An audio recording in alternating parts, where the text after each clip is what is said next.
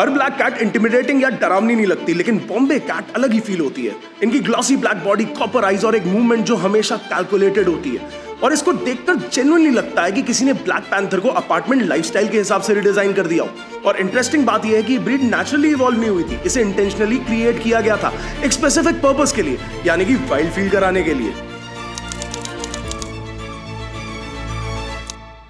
Bombay cat दुनिया की उन रेयर ब्रीड्स में से एक है जिसका पूरा एग्जिस्टेंस अपीयरेंस ड्रिवन था, जिसका गोल सिंपल था, एक ऐसी डोमेस्टिक कैट क्रिएट करना जो मिनिएचर ब्लैक पैंथर जैसी लगे। लेकिन सिर्फ ब्लैक कलर काफी नहीं था, ब्रीड को स्लीक भी लगना था, मस्कुलर भी लगना था, एलिगेंट भी और थोड़ा सा अनसेटलिंग भी। कुल मिला के इंसान को एक कंट्रोल प्रेडेटर चाहिए था, वो भी अपने घर में। 1950s अमेरिका, लुइसविले, केंटकी, एक ब्रीडर थी निकी हॉर्नर। उसका ऑब्सेशन था black panther inspired domestic cat create करना। और ध्यान रहे कि उस टाइम पर ब्लैक कैट्स ऑलरेडी एग्जिस्ट करती थी। प्रॉब्लम कलर नहीं था, प्रॉब्लम वाइब की थी। निकी को एक ऐसी ब्रीड चाहिए थी जो रूम में एंटर करते ही अटेंशन कैप्चर करे, और निकी ने बॉम्बे कैट को डिस्क्राइब भी किया था, patent leather kid with copper Penney eyes. और ऑनेस्टली डिस्क्रिप्शन आज भी एक्यूरेट लगती है। ब्रीड को डेवलप करने के लिए बर्नीज कैट और अमेरिकन शॉर्ट हेयर को यूज किया गया था। बर्नी से एक्सप्रेसिव पर्सनालिटी और स्लीक बॉडी ली गई, अमेरिकन शॉर्ट हेयर से स्ट्रॉन्गर फ्रेम और बैलेंस लिया गया। लेकिन प्रोसेस इजी नहीं था, कई लिटर्स डिजायर्ड स्टैंडर्ड्स तक पहुंचे ही नहीं। किसी का कोट डल था, किसी की आईज वीक थी और किसी का फेस ऑर्डिनरी लगता था। बॉम्बे कैट रैंडम ब्रीडिंग का रिजल्ट नहीं थी, ये ऑब्सेसिव रिफाइनमेंट का रिजल्ट थी। और सालों लग गए कंसिस्टेंट लुक एस्टैब्लिश करने में। Rounded face, deep black reflective coat, copper eyes और कॉम्पैक्ट मस्कुलर बॉडी, हर डिटेल इंटेंशनली बिल्ड की गई थी। और सबसे इंटरेस्टिंग बात, ब्रीड तो अमेरिका में बनी थी, लेकिन नाम इंडियन इंस्पायर्ड रखा गया, क्योंकि वेस्टर्न इमेजिनेशन में इंडिया का इमेज एक्सोटिक जंगल्स और ब्लैक पैंथर से लिंक था। एक बॉम्बे कैट का सबसे स्ट्रॉन्ग फीचर इसका कलर नहीं, बल्कि इसका फिनिश होता है। फर मैट ब्लैक नहीं होता, लाइट पड़ने पर पॉलिश लेदर जैसा रिफ्लेक्ट होता है, और इसी वजह से ये लो लाइट कंडीशंस में भी ब्रीड जेन्युइनली सिनेमैटिक लगती है। बॉडी मीडियम साइज की होती है, लेकिन सरप्राइजिंगली हैवी फील होती है। मूवमेंट स्मूथ और कंट्रोल्ड होती है, हाइपर एक्टिव नहीं होती। साइलेंट लेकिन कॉन्फिडेंट होती है, जैसे इसे पता हो कि रूम में सब लोग इसी को नोटिस कर रहे हैं। इनकी आंखें इनका बिगेस्ट वेपन है, पर्टिकुलरली डार्क एनवायरनमेंट में। कॉपर या गोल्डन आइज ब्लैक फर के साथ कंट्रास्ट देती हैं। इसी वजह से बॉम्बे कैट का कंपैरिजन रिपीटेडली ब्लैक पैंथर से होता है, और ऑनेस्टली काफी जस्टिफाइड भी है, क्योंकि ये ब्लैक पैंथर से बहुत ज्यादा रिजेंबल करती हैं। अब बॉम्बे कैट देखने में रिजर्व्ड लग सकती हैं, लेकिन इमोशनली डिस्टिंक्ट ब्रीड नहीं होती, ये इन्वॉल्व रहती हैं हर चीज में। अगर आप रूम चेंज करोगे तो ये भी करेंगी, आप लैपटॉप खोल के काम करोगे तो ये साइड में बैठ जाएंगी, अगर आप इग्नोर करोगे तो इनका रिएक्शन विजिबल होगा। बॉम्बे कैट सरप्राइजिंगली ऑब्जर्वेंट होती हैं, रूटीन नोटिस करती हैं, मूड शिफ्ट्स को नोटिस करती हैं, प्रेजेंस नोटिस करती हैं। अब कुछ कैट्स जहां पर सिर्फ घर में एग्जिस्ट करती हैं, बॉम्बे कैट पार्टिसिपेशन लेती है। और हाँ, इनके पास प्राइवेसी का कोई कॉन्सेप्ट नहीं होता, बाथरूम सुपरविजन भी इनका हिडन टैलेंट होता है, क्योंकि ह्यूमंस को इंडिपेंडेंटली सर्वाइव करने पर ट्रस्ट नहीं किया जा सकता इनके केस में।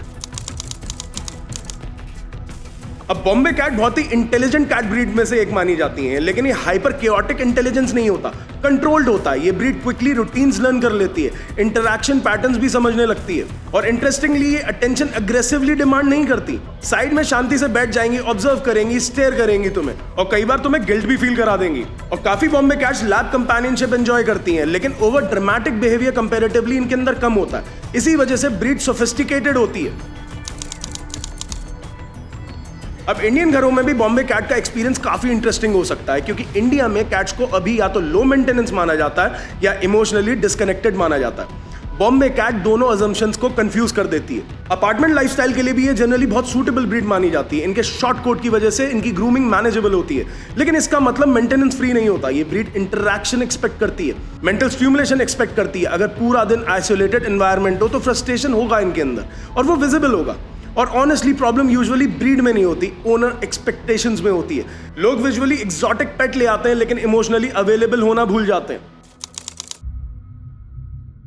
अब एक बॉम्बे कैट परफेक्ट ब्रीड बिल्कुल भी नहीं है, और कोई भी ब्रीड परफेक्ट नहीं होती। सबसे कॉमन इशू हो सकता है ओवर अटैचमेंट। अगर ओनर एक्सेसिवली अनअवेलेबल हो तो बिहेवियर चेंजेस विजिबल हो सकते हैं, जैसे over eating, withdrawal, attention demand और वोकल फ्रस्ट्रेशन। इंडोर लाइफस्टाइल की वजह से इनके अंदर ओबेसिटी का रिस्क भी हो सकता है, स्पेशली लो एक्टिविटी वाले लोगों के साथ। ये ब्रीड फिजिकली डिस्ट्रक्टिव तो कम हो सकती है, लेकिन मेंटली अंडर स्टिमुलेटेड एनवायरनमेंट को टॉलरेट करना इनके बस की बात नहीं। मतलब टेक्निकली ये शांत तो होती हैं, लेकिन इंटरनली बोर्डम टॉलरेट नहीं करती। बॉम्बे कैट्स की ग्रूमिंग कंपैरेटिवली सिंपल होती है। शॉर्ट कोट होने की वजह से मेंटेनेंस मैनेजेबल रहता है इनके अंदर, लेकिन हेल्थ को कंप्लीटली इग्नोर भी नहीं किया जा सकता। वेट मैनेजमेंट बहुत इंपॉर्टेंट है इनके लिए, डेंटल केयर इंपॉर्टेंट है, इंटरैक्टिव प्लेज इनके लिए बहुत इंपॉर्टेंट है। और क्योंकि ये ह्यूमन ओरिएंटेड ब्रीड है, एनवायरमेंटल एंगेजमेंट जेन्युइनली मैटर करता है इनके लिए। सिर्फ एक्सपेंसिव फूड और फैंसी बेड इनके लिए काफी नहीं होता। कैट को स्टिमुलेशन भी चाहिए होता है डॉग्स की तरह। अब एक बॉम्बे कैट उन लोगों के लिए एक अच्छी ब्रीड हो सकती है जो इंटरैक्टिव कंपेनियनशिप चाहते हैं, पर्टिकुलरली अपार्टमेंट ओनर्स, इंडोर पेट हाउस होल्ड्स, और वो लोग जो जेन्युइनली पेट के साथ टाइम स्पेंड करते हैं। लेकिन अगर आपको कंप्लीटली डिटैच्ड लो इंटरैक्शन पेट चाहिए तो बॉम्बे कैट आइडल चॉइस नहीं हो सकती। अभी एक लाउड ब्रीड तो नहीं है, लेकिन केओस क्रिएट करके अटेंशन भी नहीं लेती, लेकिन प्रेजेंस कॉन्स्टेंटली इनका फील होता है।